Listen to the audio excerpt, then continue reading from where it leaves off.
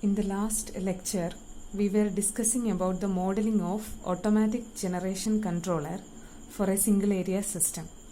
So we have modeled the generator, the load and the prime mover. And the next part is the speed governing system. The function of the speed governing system is to continuously monitor the generator output and perform the necessary control actions if required. This is the schematic diagram of a speed governing system, and the main parts are a speed changer, the linkage mechanism, speed governor and the hydraulic amplifier. So first part is the speed changer. The speed changer continuously monitors the generator output, the load on the generator and the change in speed. Suppose there is an increase in load on the generator, then speed of the generator will decrease and the generator output power will be insufficient for supplying the load. In that condition, there is a need for increasing the mechanical power input of the generator in order to supply the increased load demand. That is, input mechanical power to the generator has to be increased or raised. Then the speed changer will give a raise command. And if there is a reduction in load, the generator output power will be in excess. Hence, the mechanical power input to the generator has to be reduced. And in that case, the speed changer gives a lower command.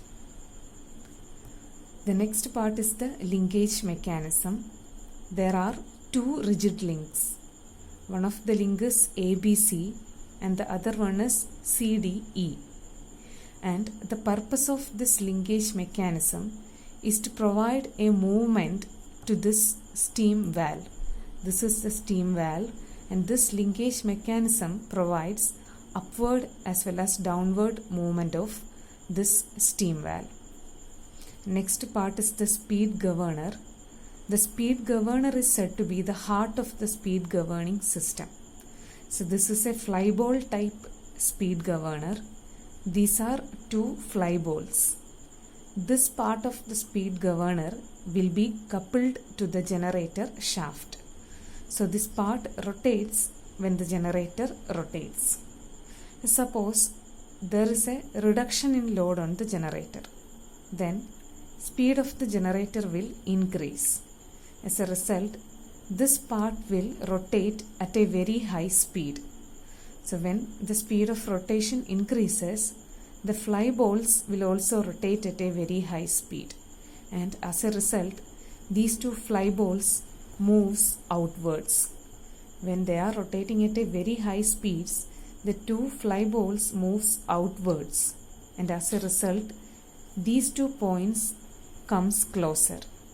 That means this point moves downwards. That is, point B on the linkage mechanism also moves downwards. And if there is an increase in load, speed of the generator will reduce. Then speed of the rotation of this part will reduce. In that case, the fly balls rotates at a lower speed and they moves inwards. As a result, these 2 points moves apart. As a result, point B on the linkage mechanism moves upwards. So this is the working of a speed governor.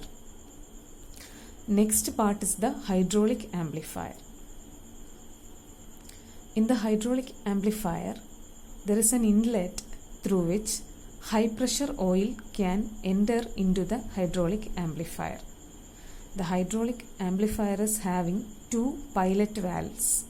This is the upper pilot valve and this is the lower pilot valve. So initially both the pilot valves are closed by means of two pistons, and these pistons are connected to point D on the linkage mechanism. Suppose point D on the linkage mechanism moves upwards, then these two pistons will move upwards. As a result, the upper pilot valve gets opened and high pressure oil enters into the amplifier through the upper pilot valve, and this oil pushes the main piston downwards. As a result, the steam valve moves downwards, which results in opening of the steam valve.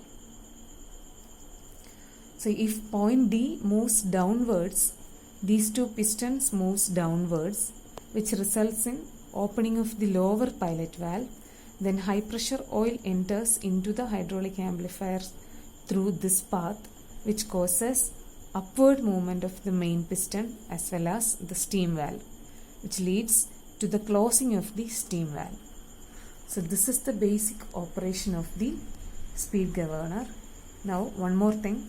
This section is known as a hydraulic amplifier because it amplifies the low power level movement of the pilot valve pistons to the high power level movement of the main piston. So that is why this section is known as a hydraulic amplifier. Now let us check one condition. Assume the load on the generator increases. As a result, we know that the speed will decrease. So in order to keep the speed constant, we have to increase the mechanical power input to the generator so that it can supply the increased load without any change in speed. So now let us see the operation of the speed governing system under this condition. So there is an increase in load and we have to correspondingly increase the mechanical power input. So the speed changer will give a raise command because we have to increase the mechanical power input. So speed changer gives a raise command. As a result, it moves downwards. So point A on the linkage mechanism will move downwards. And as a result of this increase in load, the speed of the generator decreases. So when the generator rotates at a lower speed, the speed governor also rotates at a lower speed. The fly bolts rotates at a lower speed. They comes closer, and as a result, these 2 points moves apart. So point B on the linkage mechanism moves upwards. So we know that ABC is a rigid link, and when point A moves downwards and point B moves upwards, point C will move upwards. So this will be the movement of point C, and CDE is another rigid link, and the movement of CDE will be like this. It can either move like this or like this because point E is fixed here. So the movement will be either like this or like this. So when point C moves upwards, what will happen? As C moves upwards, point D will also move upwards. So this is the movement of point D on the linkage mechanism. So when point D moves upwards, these two pistons also moves upwards. So these two pistons moves upward and the upper pilot valve gets opened.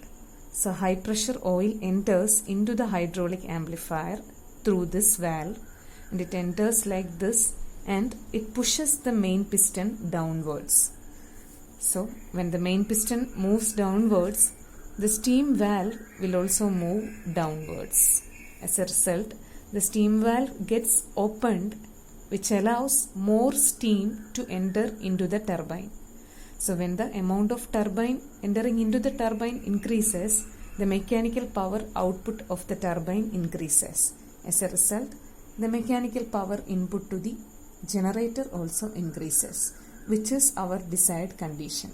So that is achieved by the operation of this speed governing system.